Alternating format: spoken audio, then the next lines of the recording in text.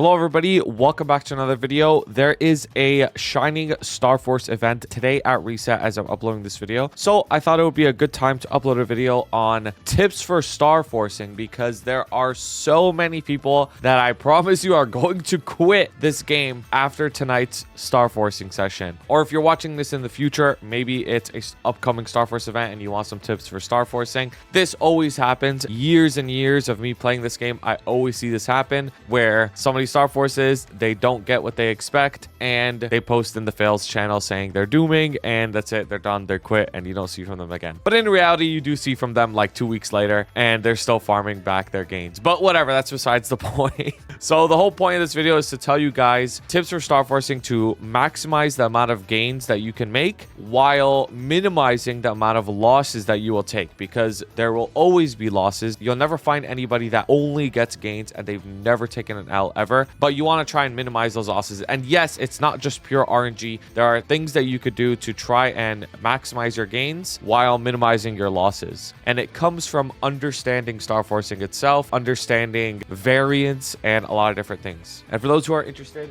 yes, I did get a haircut. I finally am not ugly as fuck anymore. What do you guys think? I think the fade's kind of clean. Real quick, guys, I want to tell you about the channel's sponsor, Zenless Zone Zero. This is an action RPG game made by MiHoYo, the same developers that made Genshin Impact and Honkai Star Rail. To be completely honest with you guys, I always ask my community on stream if I should take a sponsorship, and when they heard I got one from Zenless Zone Zero, it was genuinely so shocking how much they wanted me to take it. I played this game myself, and unironically, it was fun. This is coming from someone who played pretty much only MapleStory for the last 6 years plus. The character designs are sick and the combat is actually really fun and flashy. Each character has unique moves and combos and ultimate abilities. I pulled this one character called Miyabi and the chat exploded saying how lucky I was. So many people love the game in the chat and you could try it yourself by downloading it with the link in the description. Full transparency as always, guys. The deeper you get into the game, the more it supports me. I always want to keep it real with you guys and I'm super grateful to be here. I only take sponsors that I personally myself enjoy. So if you want to check it out and consider supporting me, again, click the link in the description and download Zenless Zone Zero. Thanks, and let's get back to the video. All right, so there's something that I need you guys to understand about Starforcing that's very, very, very important. And I know you might be thinking like, bro, why is this guy bringing all these fucking standard deviation curves into this, blah, blah, blah, blah, blah. Okay, the whole point is the vast majority of you will land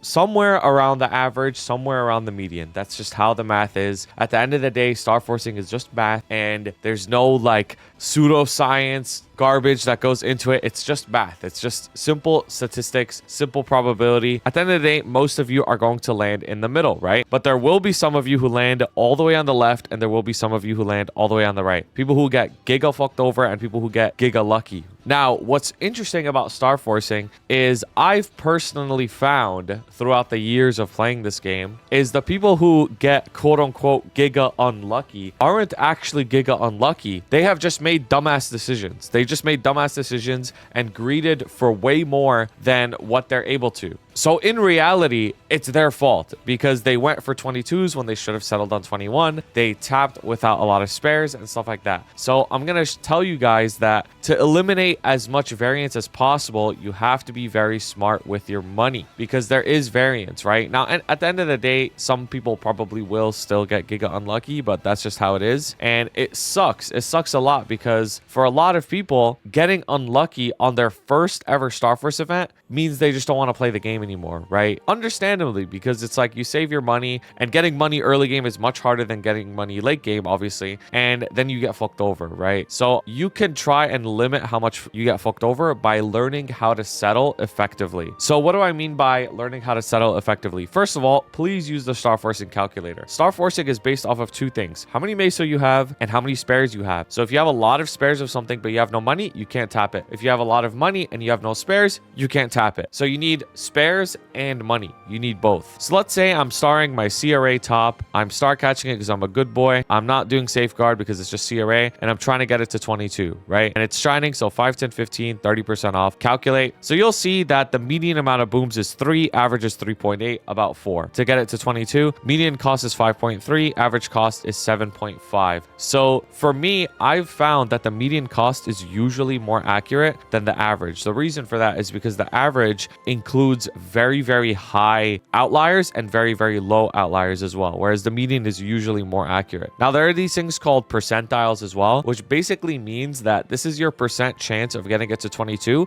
if you had X amount of money. So if you had 10 bill, you have a 75% chance. If you had 21 bill, you have a 95% chance of getting it to 22, assuming unlimited spares too. So if you always want to be safe, always aim for like 75 percentile for how much money you need. But I personally think that's like a little too much. Like that's a little too safe because that's almost double the cost of median. So then you would be preparing double the cost of everything just so you have a higher chance to hit, which you could do that. But for a lot of people, you won't have the opportunity to save that much money anyways. It takes too long. But let's look at the difference from 21 instead of 22, right? So if we go to 21, the cost is significantly less. It went from like 5 to 3.2. Now you might think, oh, that's only like a 1.8 bill difference. But if you look at it from a percentage difference, 3.2 going to 5 is almost like a 60% increase. Like that's a lot, or that's like so much more that you would have to save just to get something that's 22 when you could have settled 21. Now, some of you might be hearing this like, oh, Duky, like you're a 22 tapping animal. Like why would you tell somebody to settle 21 when you always go for 22? Here's a reason for that. The reason why I always go to 22 is because I know that I'm not going to quit this game. And I know that I'm going to keep grinding and grinding and grinding and grinding and grinding. So it doesn't really matter for me.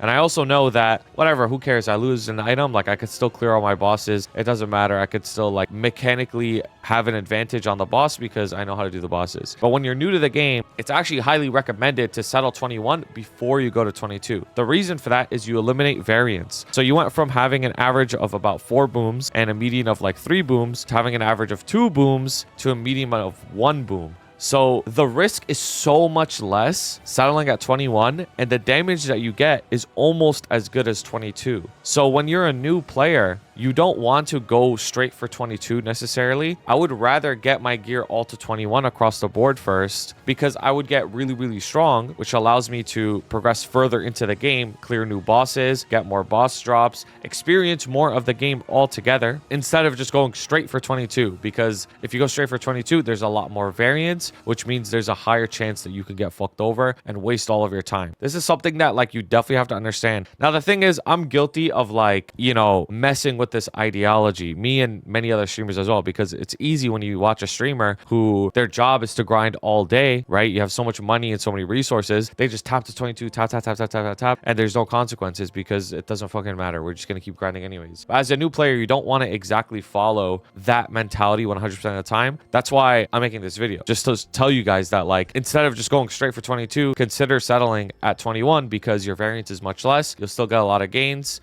And then in the future, you go for 22, where you're able to like tank some of the losses potentially and recover them a lot easier because you're much stronger, you have a higher income, and you're further into the game. So let's say that everything I just said went completely over your head and you have no idea what the fuck I'm talking about. So I'm going to make it as baby caveman, like spoon feed as possible for you, and just straight up tell you what you should probably settle on when you're new to Starforcing, and maybe this is your first time going above 17 star gear. So my Night Lord is a good example of a character that limited the amount of variance in its Starforcing, but has still been able to progress very far. I'm able to solo all of C10 on this character. I'm able to join Black Mage parties if I was a higher level, but the gear is good enough. I'm probably even able to join Saren parties as well if I was higher level and had enough Sacred Force, but the gear is good. So for example, on Superior Golux, you always want to settle 20 stars unless you're specifically trying to get 22. So always settle 20 for Superior Golux until you're ready to go for 22. You're only ready to go for 22 when you have a lot of coins in the back. So like I have 1100 coins here, which means I could buy a ring. So I could tap this to 22, and if it booms, whatever, I just get another one and then get it back to 20 and then wait until I'm at 700 coins again. So always settle at 20. The reason for that is because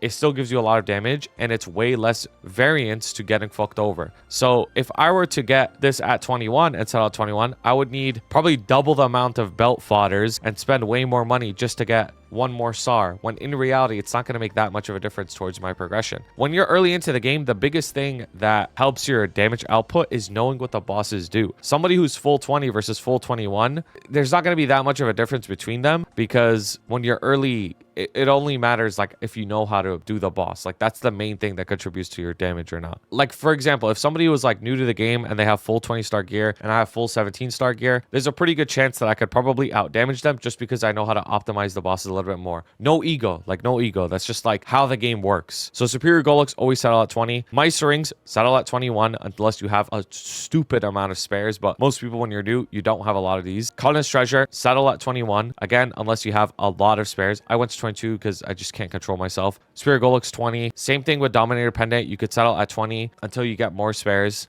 Or 21, that's fine. It really just depends on how many spares you have. That's why you use the calculator. Belt 20, earring 20. You see how all my Golux is at 20 stars because I'm not ready to 22 it yet. So I'm just keeping that at 20 so that I could still get quite a bit of gains while minimizing the amount of losses. Arcanes, you could get them to 19. 19-star Arcanes are a little bit better than 22-star Apso. I just happen to have this at 22 stars, but I would have settled 19 if I had capes at the time. So 19 Arcane, you can get a lot of value from them, and then you get them to 21, and then you get them to 22. CRA, settle at 21. Your variance is so much lower, but you still get a lot of gains from them. Because I settled on this character, I eliminated so much variance, I saved so much money, saved so many spares, and I'm still able to do all of these bosses anyways. Now, let's say you have a pitch item like Berserk or something. You see this one is clearly at 22. The reason I went to 22 on it is because a lot of these pitch items are only better than their alternative at 22. So for example, if my Berserk was 21, I might as well just 22 a Twilight Mark because that would be better. So that's why I went specifically for 22 on this. Now, let's say you're already at a point kind of like this where like you settled and you're trying to take it to the next step where you go for 22. When you're going for 22, you want to take things one item at a time. So because my CRA is all at 21, right? And I didn't go straight to 22 for them. When I tap my hat to 22, even if it booms, I still have my top and bottom at 21 that are still giving me a lot of damage. But if each one of these CRA was at 17 and then I only went for 22,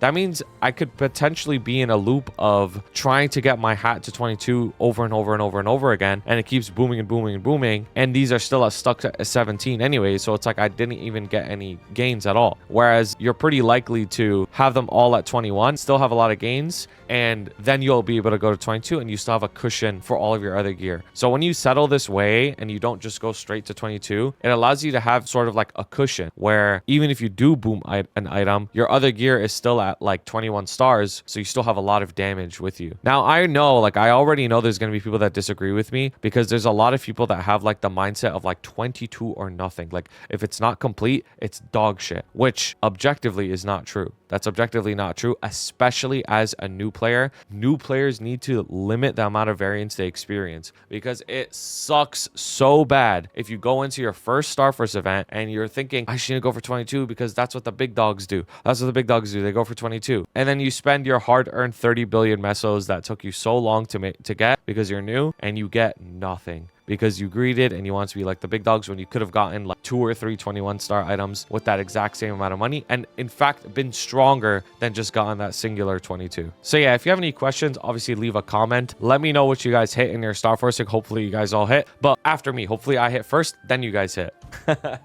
Because I need to tap my Eternals. And if you're watching this on the day that this goes live, I will be streaming tonight and tapping my Eternals on my main. Please let them go to 22. Anyways, with that all being said, if you enjoyed this video and maybe this video helped you out, maybe consider helping me out by subscribing, pulling up to the Twitch, watching some other videos. I have lots of stuff, and joining the Discord below. We have a nice active Discord filled with very, very helpful people. Anyways, that's all for this video. Thank you so much for watching. Have a wonderful day. Thank you so much to my members: Blazefire, Shooms, Shagad, Ravi Espa, Koga, Piconir, Skittles, Dante Victory, CK, J, Blunt Poppy Supreme Oil Backwards, Vampiric X, Fresh and Juicy, Assassin, and Migu. I appreciate you guys so much, and shout out to everyone who submitted fan art. If you always want to submit fan art, it's in the Discord link below. Thank you guys so much for watching, and have a wonderful day.